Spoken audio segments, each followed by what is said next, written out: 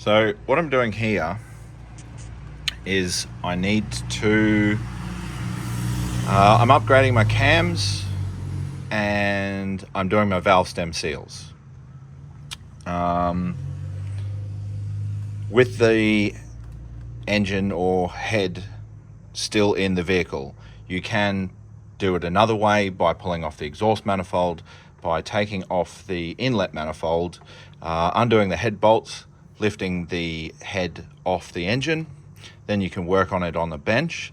But you can do it in the engine bay. It's not quite as straightforward as doing it on the bench. So there's two main methods of keeping the valves up so that you can, so if you're not familiar, I've pulled out the buckets from this side. I'm still I've got to take out this cam as well, and then I'll work on that side. But essentially I'm not going to go through how I did everything. I'm just going to point out some things that you can take note of. That way you've got everything, and you can follow along, I guess. So there's two ways, because in order to get the valve stem seals, I'll show you what they look like. So if you've never seen a valve stem seal, these are them here. And these little guys, so normally you've got a bucket on top, the cam rides on the bucket, this is the retainer, and then the spring is underneath, and the collets are just here. This is the tip of the valve, and underneath all that are these valve stem seals. And if you get a lot of smoke on startup, most of these 1JZ, 2JZ engines are 30 years old now. They need valve stem seals. If I'd known before I put the engine in, I would have done these valve stem seals. So if you're about to put an engine in your car and you have it on the ground or on an engine stand, do the valve stem seals. Trust me, okay? All right, so where do we begin? Oh yeah, that's right. Okay, so there's two methods, right? Spark plugs are here. You can connect a leak down tester and do it with compressed air. And because what you need to do is you need something holding the valve up in order to be able to compress this retainer, pull the collets out, the retainer comes out, and pop the spring out. And then with these special pliers here, you can pull out the valve stem seal. But I don't want to be running my compressor. It's already really noisy and I don't like running it for very long anyway. So the way I'm going to do it is called the rope method. So what we've got here is some bungee cord. I've got to melt the end on this yet. But what we're going to do is, once I've got this other cam out and I'm satisfied that nothing's going to fall down into the spark plug holes, I'm going to take out the spark plugs, and then if I'm working on these ones here and this side here, I'm going to stuff the bungee cord down the spark plug hole, wind the engine over till the piston pushes the bungee cord up against the valves, and that will hold the valves in place. And to push down the valves here, so this is a tool for a Subaru. You can buy an expensive one. This is just a cheap eBay one. And what this does is it bolts onto the head, and then this little guy here, I'll show you. This little guy here goes down, it compresses the spring and the retainer, and you can pick the collets out using a magnet, put them in your container, and then you can pull out your valve stem seal. Now, to install the valve stem seals, I don't know where it's gone. I actually 3D printed a seal installer. I don't have it here. It must be upstairs. So it's just a little plastic cylinder. Just search EJ25 valve stem seal installer. If you've got a 3D printer or you've got a mate with one, 3D print one. All that does is you just put it on top of the valve and valve stem seal and tap it down, and it installs the valve stem seal onto the valve. So how did I get to this spot?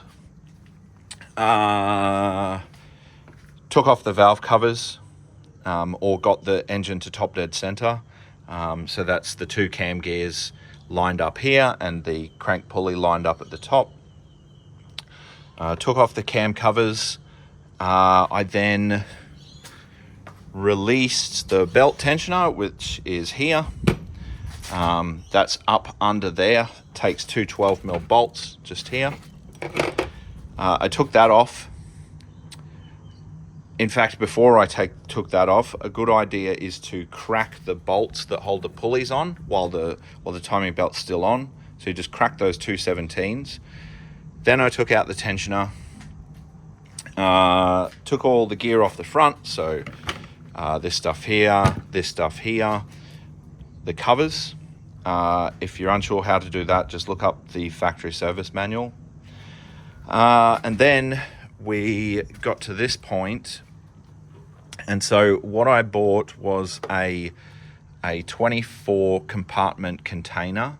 I marked it with the front of the engine to the rear, and then this corresponds with this valve, and this corresponds with this one is this valve, the second one is this valve. So there's two valves per cylinder.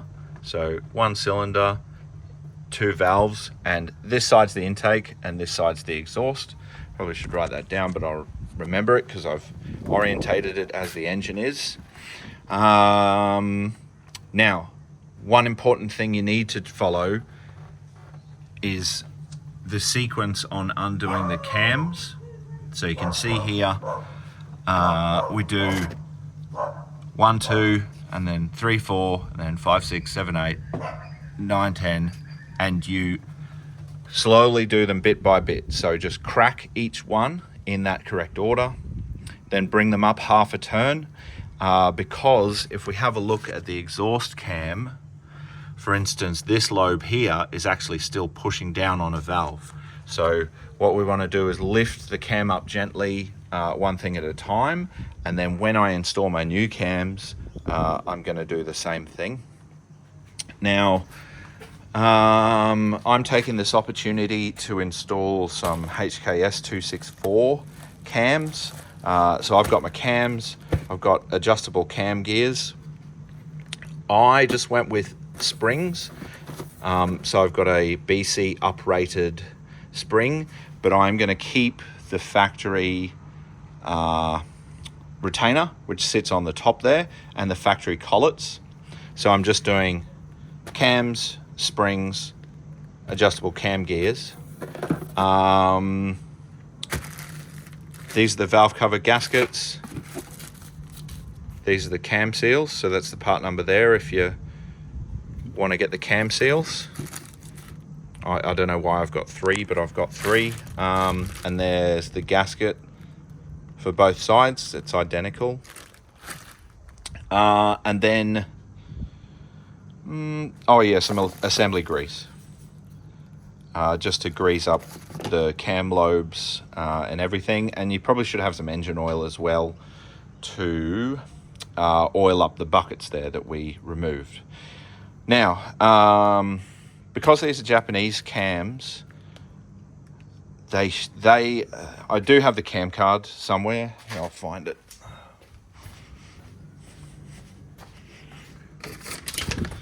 We'll just use this as an example. I'm not going to go into detail on how you do this, but essentially this is the cam card to suit our cam.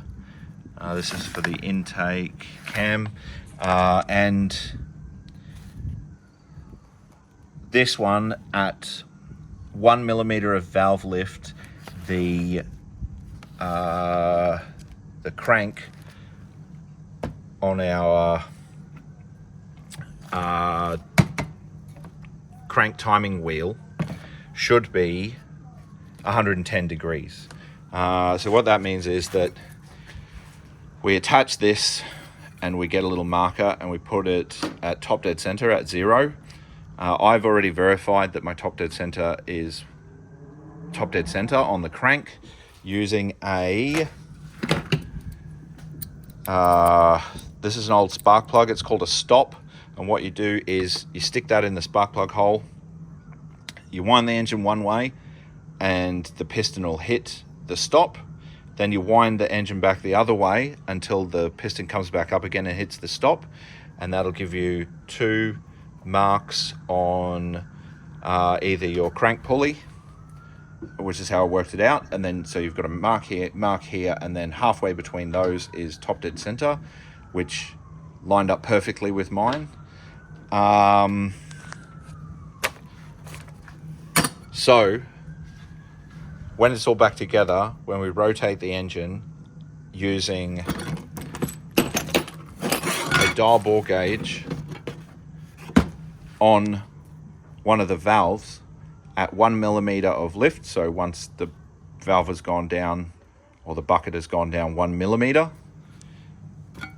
this should have turned and we should be pointing at 110 degrees. Don't worry about any of that for now. Cam timing is very, very complicated, and yeah, it's very, very complicated. I don't quite understand it completely, so I'm not going to try and explain it to you guys. But to properly dial in the cams, you do need a cam wheel and you do need a dial indicator. So I just wanted to point those out as extra stuff that you need. And then obviously you need general tools to a socket set, Allen keys. But yeah, essentially to do your valve stem seals, you need, where'd they go? Oh yeah, valve stem seals. Cams if you're going to upgrade them. Cam gears. I'm doing springs. If you're doing retainers as well, you need the titanium retainers.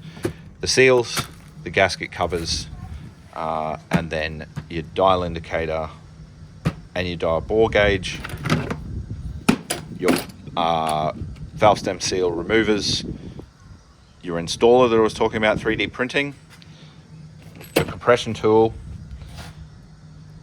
Oh, that's right, you also need feeler gauges, because once you install the cam, you need to check that the clearance between the cam and the bucket is correct.